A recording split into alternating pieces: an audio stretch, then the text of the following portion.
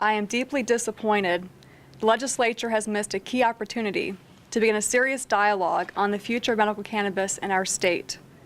When Jeff Clemens and I filed the Kathy Jordan Medicinal Cannabis Act in February, we knew the bill was a long shot. We recognized, however, that public sentiment about medicinal cannabis has changed dramatically. A poll conducted recently by People United for Medicinal Marijuana showed that 7 in 10 Floridians support legalizing cannabis for medical purposes. With efforts underway to place a ballot on the amendment on the constitutional, let me close the door, repeat that again. With efforts underway to place an amendment before the voters in the 2014 election, I am convinced that now is the time to start asking the serious questions about how Florida will regulate and tax medical cannabis. We missed an opportunity to hold a workshop on this important issue. I believe the legislature should have taken bold efforts to prepare for the what if this ballot initiative passes by directing OPAGA to prepare a report that addresses the valid concerns of our state lawmakers. I am committed to seeing this bill through, and I'm not giving up on the many sick people who are suffering from illnesses like cancer, Lou Gehrig's disease, and epilepsy, who have contacted me and shared their stories. This is just a sample of the many emails that I get from constituents and people across the state saying thank you for making this issue important and for bringing it to light, because we're cancer patients, not criminals. Most of all, though, I want to thank Kathy Jordan, who has lived with ALS since 1986, for her courage and for reminding us we're having this conversation today not for those who stand to profit from medical cannabis, but those loved ones who shouldn't be treated like criminals for using cannabis to alleviate the side effects of things like cancer. And with that, it's my privilege to introduce you to Kathy Jordan. Kathy, thanks for being here. Thank you, Katie, and thank you for speaking on behalf of thousands of people in Florida that are sick and rely on this cannabis as medicine. This bill assures patients will have safe access to their medicine and not be criminals. This is a medicine, and it should be able, if the people and their families and their doctors agree that they are going to use this.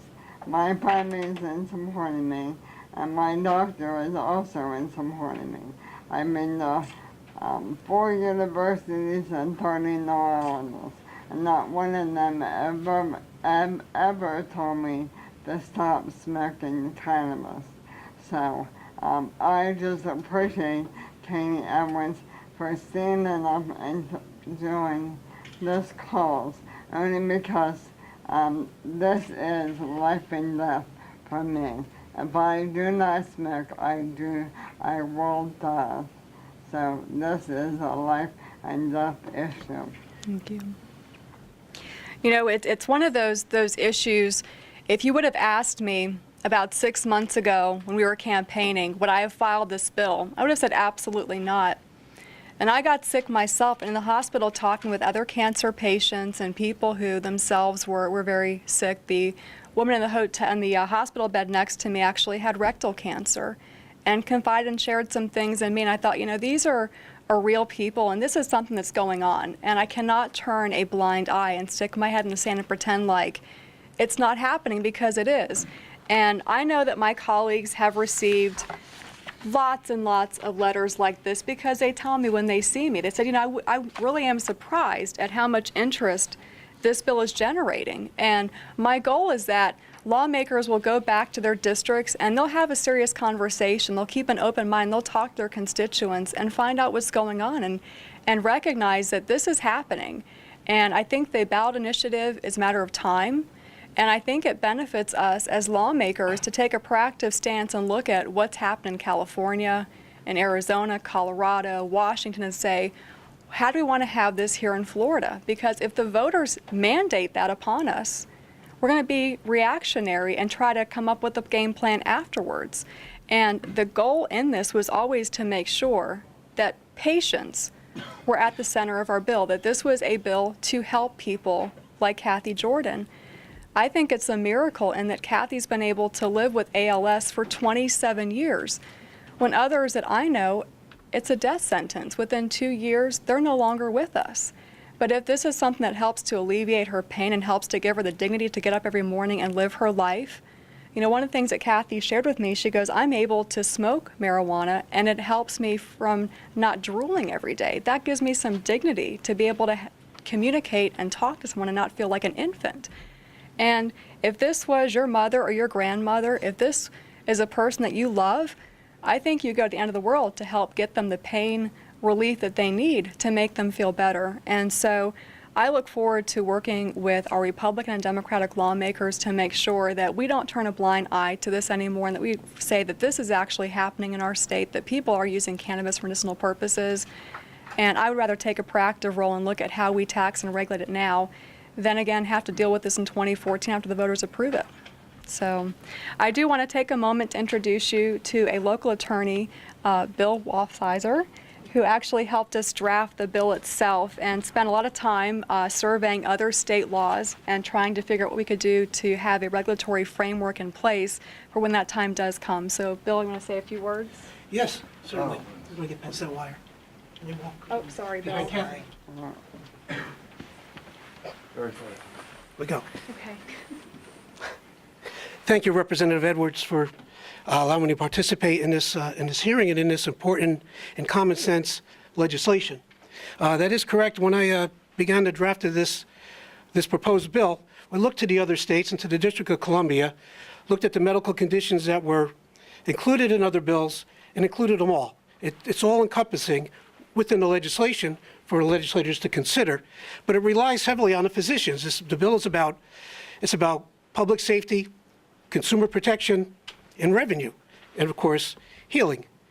But the bill relies heavily on the Division of Business and Professional Regulations that is intact. It's an agency that licenses and permits alcohol, beverage, and tobacco, pari-mutuel waging. They can handle this. They could oversee it.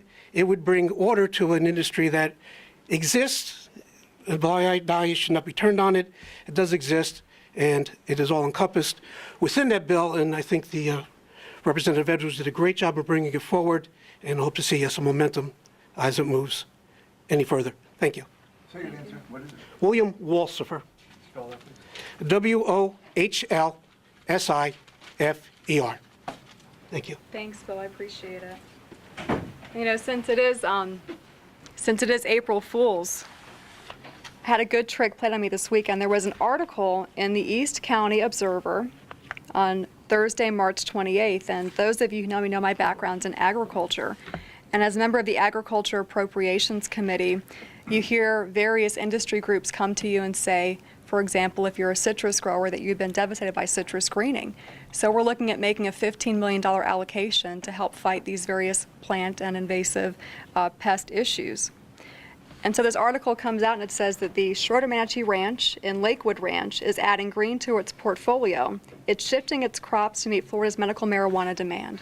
That's what I've been saying all along, is we have an additional outlet for our farmers and nursery growers. I have growers throughout the county and throughout South Florida that are begging and saying we have the infrastructure in place. Why try to go after something that we know is going by the wayside? This is an additional source of revenue to help keep our family farms intact. And so on a number of fronts, I think that this legislation makes sense economically. I think it makes sense from a compassion standpoint for patients. And I think it's just good policy all the way around for our state. So even though this was April Fool's, I hope that next year, April 1st, 2014, I think this will be a real article. So with that, I'll be happy to answer any questions that you have. To your understanding, what are the properties of marijuana that tended to extend Mrs. Jordan's life? Do you want to answer that? Actually, when I first realized that cannabis was protecting my brain, they thought I was insane and I was demented.